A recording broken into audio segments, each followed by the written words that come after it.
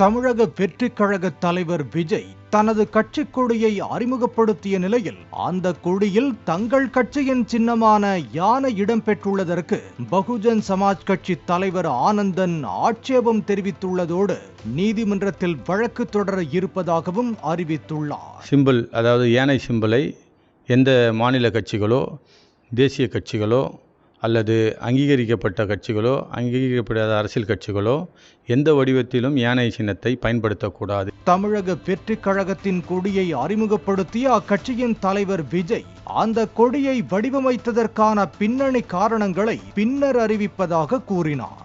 இந்த புயலுக்கு பின் அமைதி ஆர்ப்பரிப்பு ஆரவாரம்னு நம்மளுடைய கொடிக்கு பின்னாடியும் ஒரு இன்ட்ரெஸ்டிங்கான ஒரு வரலாற்று குறிப்பு ஒன்று இருக்கு.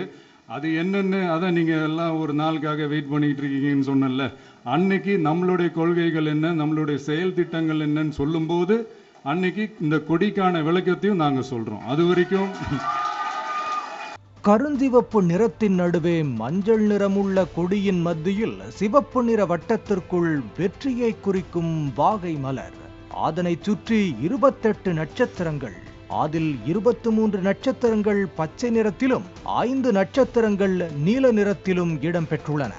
அந்த நட்சத்திரங்களின் இருபுறமும் ஆப்பிரிக்க காட்டு யானைகள் இரு கால்களையும் உயர்த்தி கொண்டு ஆவேசமாக நிற்பது போன்று கொடி வடிவமைக்கப்பட்டுள்ளது.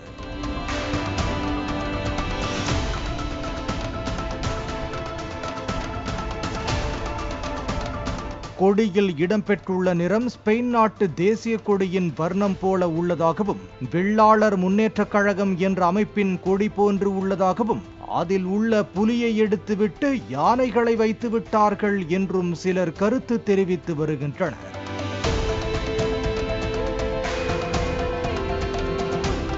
அதேபோல வாகை மலர் வெளிர் மஞ்சள் நிறத்தில் இருக்கும் என்றும், தாவேக கொடியில் இடம்பெற்றுள்ள பிங்க் நிற மலர் தூங்கு மூஞ்சி மரத்தின் பூ என்றும் சிலர் படங்களை பகிர்ந்து கமெண்ட் செய்து வருகின்றனர்.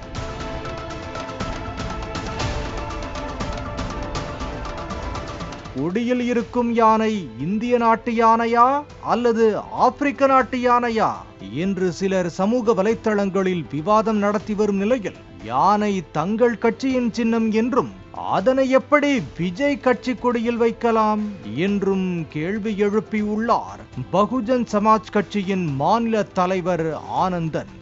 மத்திய தலைமை அவர்களுடைய தலைமையிடம், அதாவது தமிழக வெற்றிக் கழக தலைமையிடம் இதை எடுத்துரைக்குமாறு கூறினார்கள். அதன்படி அவர்களுக்கு டிஜிட்டல் வடிவத்திலே இந்த சட்ட வடிவங்களை அனுப்பியிருக்கின்றோம்.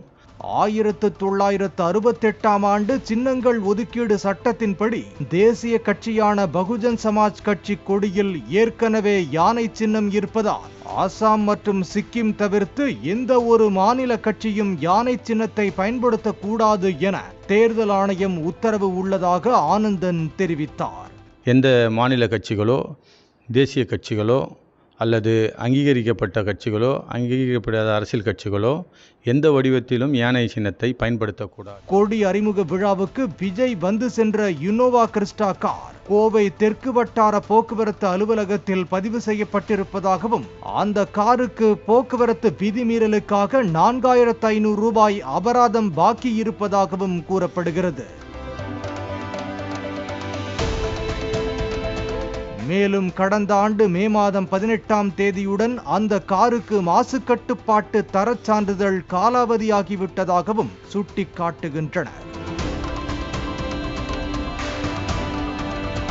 ஒரு பக்கம் எதிர்ப்பு விமர்சனம் என்று அரசியல் கட்சிகளின் ஐடி விங்குகள் ஆக்டிவாக செயல்பட்டாலும், விஜய் கட்சி கொடி அறிமுகம் தொடர்பான தகவல்களே இணையதளத்தை கலக்கி வருவதால் தாவேக தொண்டர்கள் உற்சாக மனநிலையில் உள்ளனர்.